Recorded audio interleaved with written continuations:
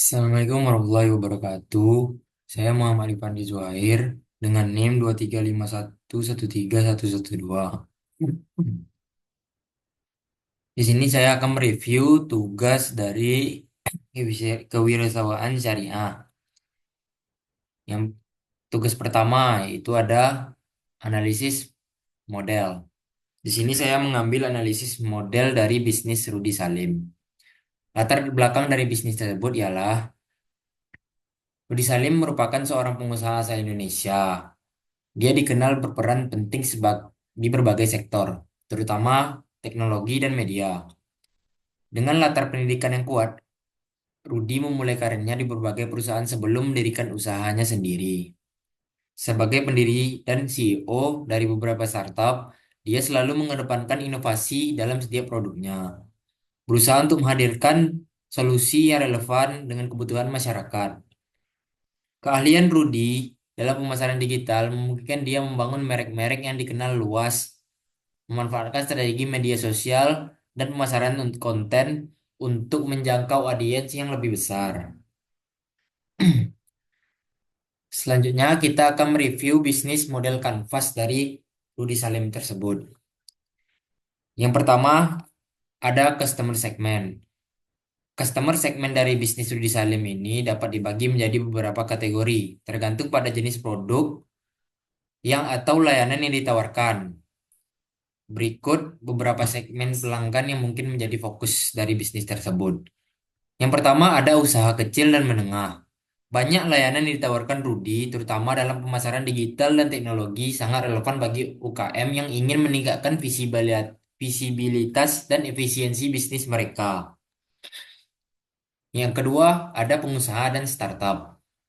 Sebagai seorang influencer dan mentor, Rudy menjangkau pengusaha muda yang baru memulai usaha mereka. Mereka mencari inspirasi, bimbingan, dan solusi inovatif untuk menghadapi tantangan di pasar. Yang ketiga ada konsumen digital. Dalam bisnis berbasis teknologi, segmen ini mencakup pengguna aktif yang mencari produk dan layanan digital seperti aplikasi e-commerce dan platform online. Yang keempat ada investor dan mitra bisnis.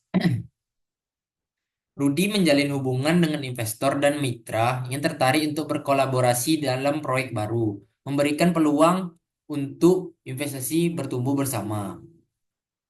Yang kelima, ada komunitas kewirausahaan. Rudy menjaga komunitas yang lebih luas dari pengusaha, mentor, profesional yang ingin belajar dari berbagai pengalaman dan kewirausahaan.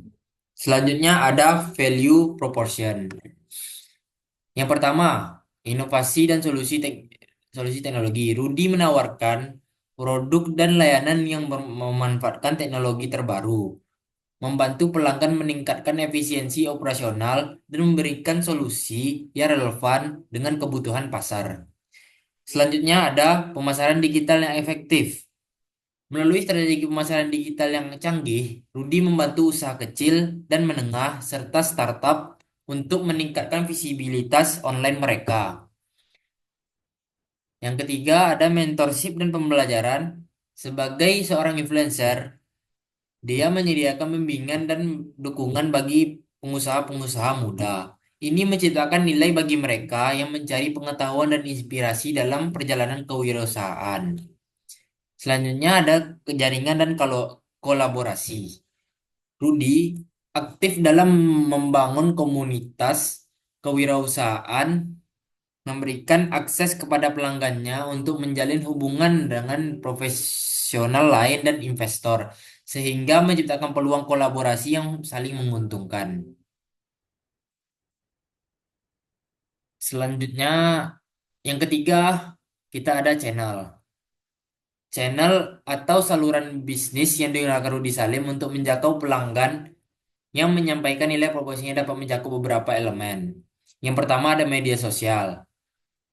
Rudy sangat aktif di platform seperti Instagram dan YouTube, di mana dia berbagi wawasan, tips, bisnis, dan konten motivasi di saluran-saluran tersebut. Yang kedua ada website dan blog. Melalui situs web resmi dan blog, Rudi menyediakan informasi mendalam tentang produk dan layanan yang ditawarkan, serta konten edukatif yang berguna bagi pengusaha dan profesional. Yang ketiga ada event webinar. Rudi sering mengadakan seminar, workshop, dan lain-lain untuk berbagi pengetahuan dan pengalamannya, sekaligus membangun koneksi antar pengusaha. Yang keempat, ada platform dan e-commerce. Platform e-commerce. Yang kelima, ada email marketing. Yang keenam, ada kemitraan dan influencer dan media. Yang ketujuh, ada program kemitraan dan afiliasi, yaitu dengan menjalin kemitraan dengan bisnis lain untuk mempromosikan produk dan layanan secara bersama-sama meningkatkan akses ke pelanggan baru. Yang D, ada customer relationship. Customer relationship atau hubungan pelanggan dalam bisnis Rudi Salim dapat dijelaskan melalui beberapa pendekatan dan strategi sebagai berikut. Yang pertama, pendekatan secara personal. Rudi Salim seringkali mengedepankan hubungan yang dekat dengan pelanggan melalui interaksi di media sosial ataupun platform lainnya.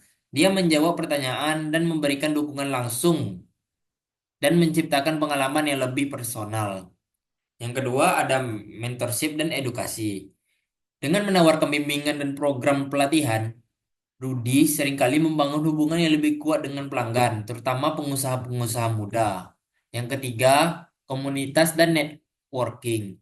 Rudi sangat aktif membangun komunitas kewirausahaan melalui event, seminar, dan webinar. Ini menciptakan ruang bagi pelanggan untuk berinteraksi satu sama lain dan berbagi pengalaman.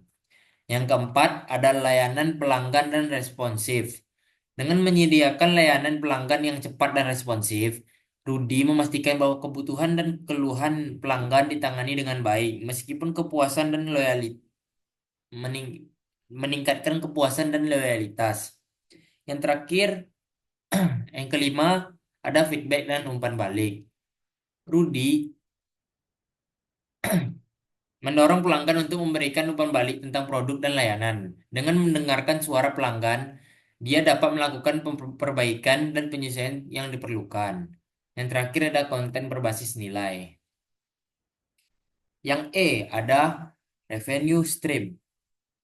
Revenue stream. Aliran pendapatan dari bisnis Rudi Salim dapat berasal dari berbagai sumber. Pertama, pendapatan utama berasal dari layanan pemasaran digital dan konsultasi yang ditawarkan kepada usaha kecil dan menengah, serta startup, di mana mereka membayar untuk strategi dan implementasi pemasaran. Selain itu, Rudi dapat memperoleh pendapatan dan penjualan produk melalui platform e-commerce, baik itu produk digital maupun fisik yang terkait dengan teknologi dan inovasi. Sebagai seorang influencer, dia juga mungkin menghasilkan uang dari kolaborasi dengan merek lain, termasuk sponsorship, endorse di media sosial, dan lain-lain. Pendapatan tambahan dapat Pendapatan tambahan dapat berasal dari penyelenggaraan seminar, workshop, dan program pelatihan yang ditujukan untuk pengusaha muda. F. Ada key resource. Sumber daya utama dari bisnis Rudi Salim mencakup berbagai elemen yang mendukung operasional dan pertumbuhan usahanya. Pertama, tim yang kompeten dan berpengalaman adalah salah satu aset terpenting, termasuk ahli pemasaran digital, pengembangan teknologi, dan profesional yang mampu memberikan layanan konsultasi berkualitas. Yang G, ada key activities. Kegiatan utama bisnis Rudi Salim meliputi berbagai aktivitas yang esensial untuk menjalankan dan mengembangkan usaha. Pertama, pengembangan dan implementasi strategi pemasaran digital adalah aktivitas kunci di mana Rudi dan timnya bekerja untuk merancang kampanye yang efektif bagi klien, termasuk analisis pasar, pengoptimalan konten, dan lain-lain. Selain itu, penyelenggaraan seminar, webinar, dan program pelatihan untuk pengusaha muda menjadi bagian penting dalam memberikan edukasi dan bimbingan yang berharga. Aktivitas dan memelihara hubungan dengan pelanggan juga krusial melalui interaksi langsung di media sosial dan penyediaan layanan pelanggan yang responsif. H. Ada key partnership. Key partnership atau kemitraan kunci dari bisnis Rudy Salim yaitu yang pertama ada platform teknologi, kemitraan dengan penyedia alat dan layanan digital untuk pemasaran analisis data. Ya, kalian semua pasti mengerti. Yang kedua ada influencer dan pemimpin industri, yang ketiga ada lembaga pendidikan, yang keempat ada organisasi kewirausahaan, yang kelima ada investor dan lembaga pembiayaan, dan yang terakhir ada agensi pemasaran. Ada konstruktur. Struktur biaya dari bisnis Rudy Salim dapat mencakup beberapa elemen. Yang pertama dari biaya operasional, termasuk gaji dan kompensasi untuk tim karyawan, serta biaya sewa utilitas untuk kantor. Yang kedua ada biaya pemasaran. Pengeluaran untuk kampanye pemasaran digital termasuk iklan, konten media sosial, dan kolaborasi dengan influencer.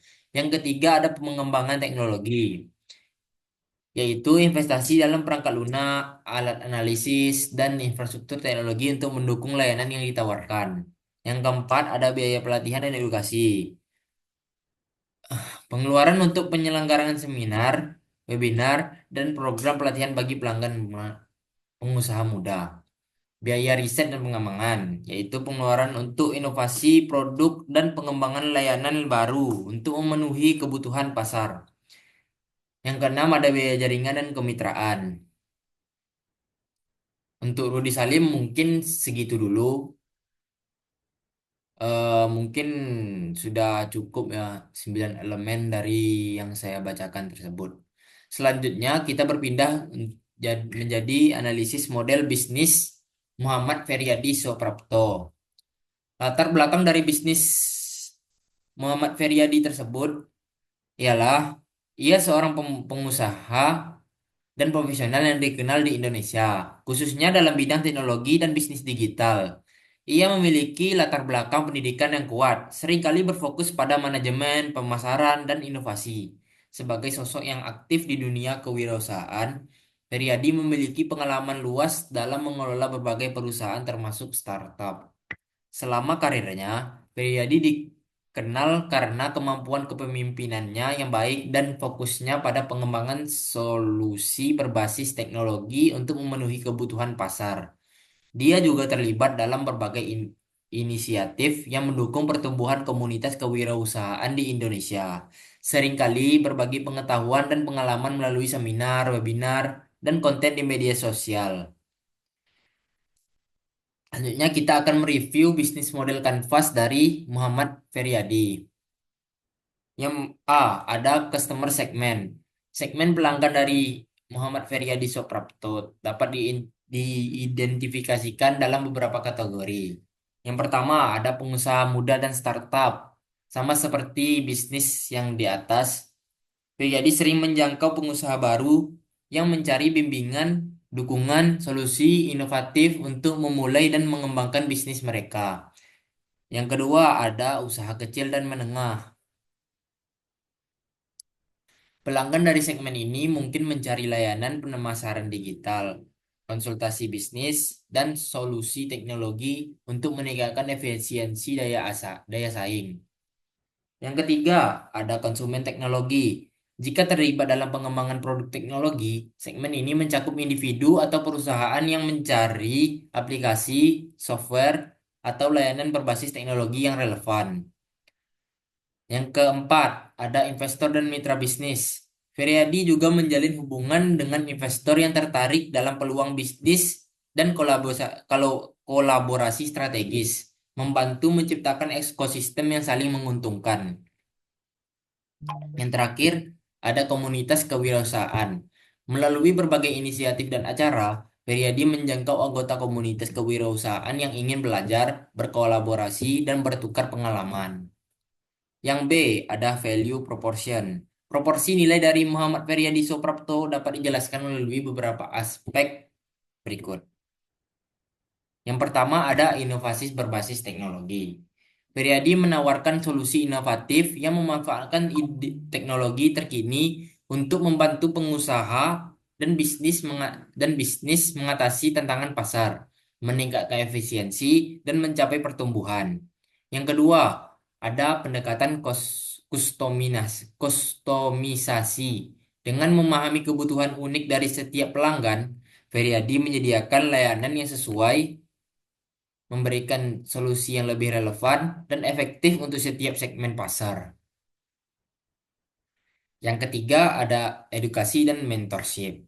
Feriadi berkomitmen untuk memberikan bimbingan dan pengetahuan kepada pengusaha muda dan UKM melalui seminar, pelatihan, dan konten edukatif yang membantu mereka mengembangkan keterampilan dan wawasan bisnis. Yang keempat, ada jaringan dan kolaborasi. Dengan memanfaatkan jaringan luas yang dimilikinya, Feriadi membantu menghubungkan pengusaha dengan mitra strategis, investor, dan sumber daya yang diperlukan untuk sukses. Yang terakhir, ada fokus pada keberlanjutan. Periadi memiliki perhatian terhadap keberlanjutan dan dampak sosial. Ini sangat penting. Dia berusaha untuk menciptakan solusi yang tidak hanya menguntungkan secara finansial, tetapi memberikan manfaat positif bagi masyarakat dan lingkungan. Yang C, ada channel. Saluran yang digunakan oleh Muhammad Feryadi Suprapto untuk menjangkau pelanggan dan menyampaikan nilai proporsinya meliputi berbagai platform dan metode yang efektif. Pertama, Feryadi aktif di media sosial seperti Instagram, LinkedIn, dan Facebook, di mana ia berbagi wawasan, tips bisnis, dan konten edukatif untuk menjangkau audiens yang lebih luas. Selain itu, melalui situs web dan blog pribadinya, ia menyediakan informasi mengenai layanan dan produk yang ditawarkan, serta konten yang bermanfaat bagi pengusaha. Feryadi juga sering menyelenggarakan seminar, workshop, dan acara networking yang memungkinkan interaksi langsung dan pertukaran pengetahuan di kalangan pengusaha. Di dalam era digital, ia memanfaatkan platform webinar dan kursus online untuk memberikan edukasi yang lebih fleksibel melalui email marketing.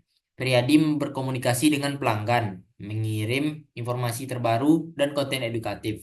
Itu sangat penting karena berbagi pengalaman di usia muda itu sangat berguna untuk menjalankan bisnis ke depannya. Yang D, ada customer relationship. Hubungan pelanggan yang dibangun oleh Muhammad Feryadi Suprapto dapat dijelaskan melalui beberapa pendekatan utama. Pertama, ia mengedepankan pendekatan personal dalam interaksi dengan pelanggan, menjalin komunikasi yang terbuka dan responsif melalui media sosial dan platform lainnya. Feryadi juga berkomitmen untuk memberikan mentorship dan edukasi, menyediakan bimbingan yang diperlukan bagi pengusaha muda dan UKM melalui seminar, workshop, dan konten edukatif. Yang E, ada revenue stream. Aliran pendapatan dari Muhammad Feryadi Suprapto dapat berasal dari berbagai sumber yang mencerminkan fokus bisnisnya. Pertama, pendapatan utama dapat berasal dari layanan konsultasi dan pemasaran digital yang ditawarkan kepada usaha kecil dan menengah (UKM) serta startup, di mana klien membayar untuk strategi dan implementasi pemasaran. Selain itu, Feryadi mungkin menghasilkan uang dari penyelenggaraan seminar, workshop, dan program pelatihan, di mana peserta membayar untuk mendapatkan pengetahuan dan keterampilan yang diperlukan dalam bisnis. Jika terlibat dalam pengembangan produk teknologi, pendapatan juga bisa datang dari penjualan aplikasi atau software. Sebagai seorang influencer, Feryadi ini dapat memperoleh pendapatan dari kolaborasi dengan merek untuk endorsement atau sports sponsorship di platform media sosial. Dengan verifikasi aliran pendapatan ini, Feryadi dapat menciptakan model bisnis yang berkelanjutan dan mampu tumbuh sering dengan perkembangan pasar. F, ada Key Resource. Key Resource itu adalah sumber daya utama dari Muhammad Feryadi Suprapto. Yang pertama ada tim yang kompeten, ahli di bidang pemasaran digital, teknologi, dan konsultasi bisnis. Yang kedua, jaringan luas, hubungan dengan pengusaha investor dan profesional di industri untuk kolaborasi dan kemitraan. Yang ketiga, ada teknologi dan infrastruktur. Itu yaitu perangkat lunak, alat analisis, dan platform digital yang mendukung layanan. Selanjutnya ada konten berkualitas. Konten berkualitas itu seperti materi dalam bentuk artikel atau video yang menarik untuk dilihat para pelanggan. Selanjutnya ada reputasi. Reputasi penting lah untuk seorang influencer untuk membangun kepercayaan di para audiens audiens mereka. Yang G ada key activity. Kegiatan utama dari Muhammad Feridi Suprapto yang pertama konsultasi dan strategi pemasaran. Mengembangkan dan menerapkan strategi pemasaran digital untuk klien termasuk analisis pasar dan pengoptimalan kampanye. Yang kedua ada penyelenggaraan seminar dan workshop. Mengorganisir acara edukatif untuk memberikan bimbingan kepada pengusaha muda dan UKM. Yang ketiga ada pengembangan konten. Membuat dan mendistribusikan konten edukatif melalui blog, media sosial, dan platform lainnya untuk menarik audiens dan memberikan nilai tambah. Yang keempat ada mentorship dan bimbingan. Menyediakan dukungan dan bimbingan langsung kepada pengusaha, membantu mereka mengatasi tantangan bisnis. Yang kelima ada networking dan kolaborasi. Membangun hubungan dengan mitra bisnis, investor, dan profesional lain untuk menciptakan peluang baru.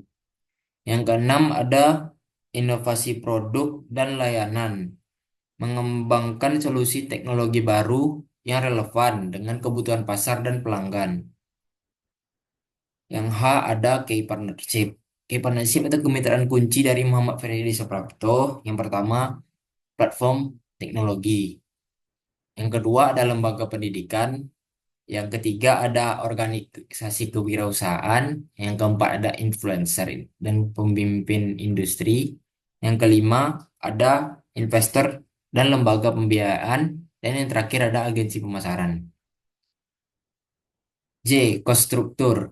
Struktur biaya dari Muhammad Ferry Suprapto yang pertama ada biaya operasional, itu termasuk gaji gaji karyawan, sewa kantor, utilitas dan lain-lain. Yang kedua ada biaya pemasaran. Pengeluaran itu adalah pengeluaran untuk kampanye pemasaran digital, iklan berbayar, dan kolaborasi dengan influencer-influencer. Yang ketiga ada biaya pengembangan teknologi. Itu adalah investasi dalam perangkat lunak, analisis, dan infrastruktur teknologi yang mendukung layanan yang ditawarkan. Yang keempat ada biaya pelatihan dan edukasi. Yang kelima ada biaya riset dan pengembangan. Yang terakhir ada biaya jaringan dan kemitraan. Segitu dulu untuk tugas pertama dari saya. Assalamualaikum warahmatullahi wabarakatuh.